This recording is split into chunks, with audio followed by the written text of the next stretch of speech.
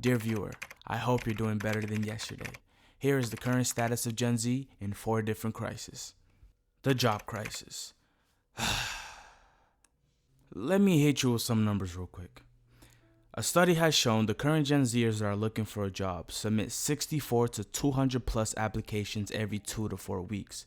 And out of those submissions, they are able to get 3 to 8 interviews. And out of those 8 interviews, 1.6 to 1.8% end up being a hire, if they're lucky. Now don't get me wrong, I sucked at math in high school, but even to me these numbers look pretty shit. Now you may ask, well D, why are these numbers so low?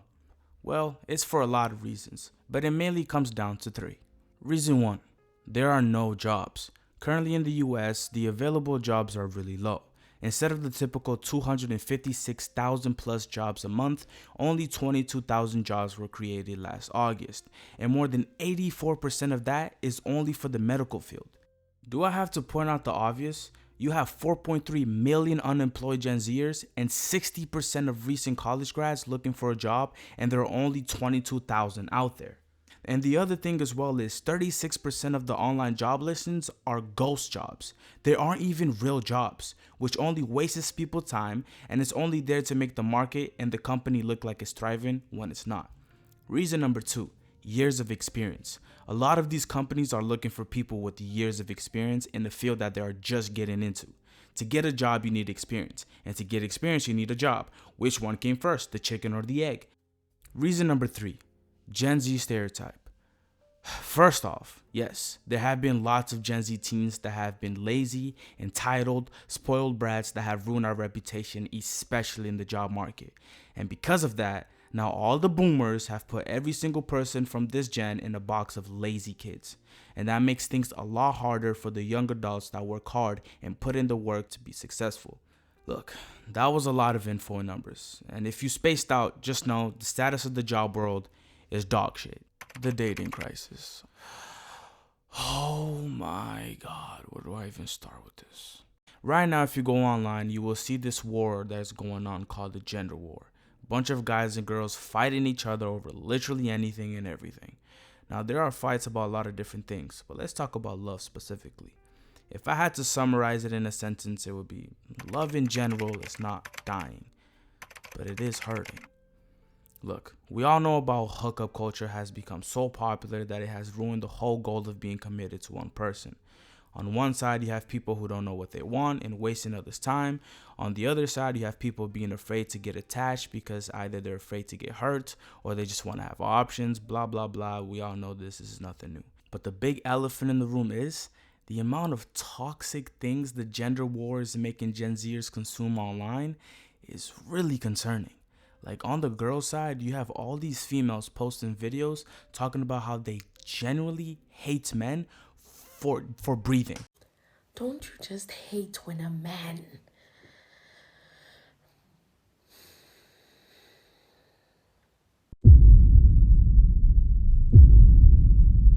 And on the guy side, you have all these guys giving up on girls and giving up on love because they're saying all girls cheat. I hate someone. I hit her crooked teeth. I hit her. Hi, baby. I just want you to know that I love you very super. You don't want to tell y'all this, but somebody had to say. I promise I'm not going to kill myself. If one thing, How women... But here's the thing, my fellow Gen Zer. If you just decide to close TikTok and go outside and talk to a normal person, not an internet person, a normal person, you will find out that there are a lot of people that's still out there that, one, is now participating in this stupid ass gender war, and two, don't hold their opinions based off TikTok. Here's the bigger issue with online. When you go online, majority of the things you're going to consume is negativity, because positivity doesn't bring in the numbers. Positivity is not popular. There is no drama in positivity, and because of that, you don't get to see all the good that actually still exists out there. And you don't get to see all the good that can come from love and being in love with someone. And yes, don't get me wrong. I'm not saying it's not bad outside, because it is. Men don't approach women. Women have main character syndrome. But what I'm trying to say is online creates this bubble making you think that things are just this one thing when it's not. It's not as bad as you may think it is. I know I gave more thoughts than status on this topic, but this topic deserves its own video because I could go on for hours talking about it. Because this whole love is dead thing, it's not as true as you may think. The identity crisis. You look the same. You dress the same. Act the same. The majority of people in Gen Z is the definition of copy and paste. No personality, no identity, no authenticity, just bunch of trend followers, performative, entitled brats, and oh my god, take those jorts off, you look stupid. And don't get me started on you.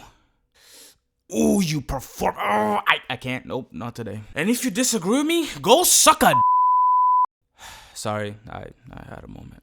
And on the girl side, there's this whole delicate topic of plastic surgery going on. Most of the time when I'm scrolling, I see people online. Silly me thought it was all natural. Well, no. It's actually very common for all these girls to have like lip fillers, Botox, nose jobs, like pretty much anything on their body could be fake. You have 17, sometimes 16-year-old girls getting plastic surgery. I mean, that's really young and not healthy at all. And the other part of plastic surgery is sometimes it ages like milk. I mean, look at this girl. How old do you think she is? Yeah, I thought she was in her 40s as well. She's 24. Yeah. 24. And no hate to this girl, it's just that I'm just pointing out the after effects of plastic surgery sometimes be affecting. But that's a whole different conversation for another day. Also, everyone is too cool for anything now. Like if you try at anything, it's not cool. You're like trying too hard or whatever. If you're authentically yourself, you're cringe. People only disagree or agree based off what is popular. Some people are buying cars for $50,000 and going in debt to impress people that really don't give a shit. I mean, it's just really bad, dude. Oh, and I don't know if this is part of the identity crisis, but people don't wear clothes anymore. Like I'm literally seeing everyone's cheeks out and titties out. Like, hello, what do we, can we wear clothes? Like, have it all figured out crisis. Right now in the Gen Z world, there's a crisis about having life figured out. Basically, you need to have figured out the purpose of your life, make $100,000 a day, sleep with 200 plus people and still be a virgin, have 14-pack abs, move out of your parents' house by middle school. You have to have 3 penthouses, 2 mansions, 10 super luxury cars, be a 10 out of 10, be nonchalant and chalant at the same time, cure cancer, fix world hunger, be a trillionaire, 10 million followers, and be your own boss all by the age of 10.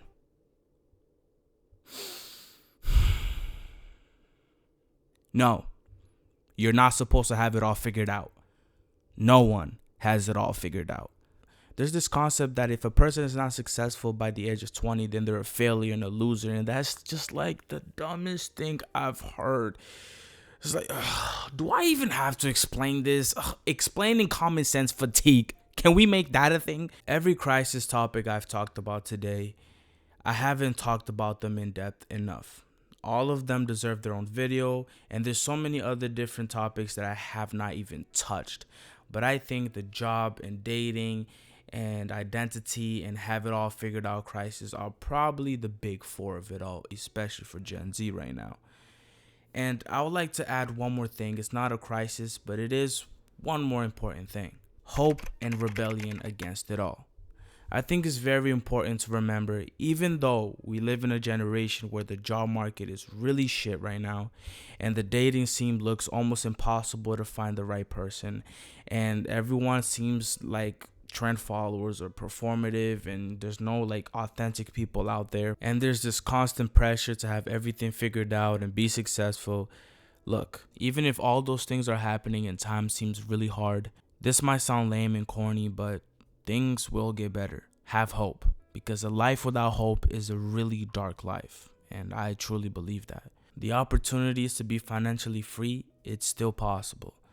The opportunity to find a person that's truly for you to fall in love with and have a family and live a life together, that is still possible. Continue to be your true self. It's not cringe to be authentic and to be you.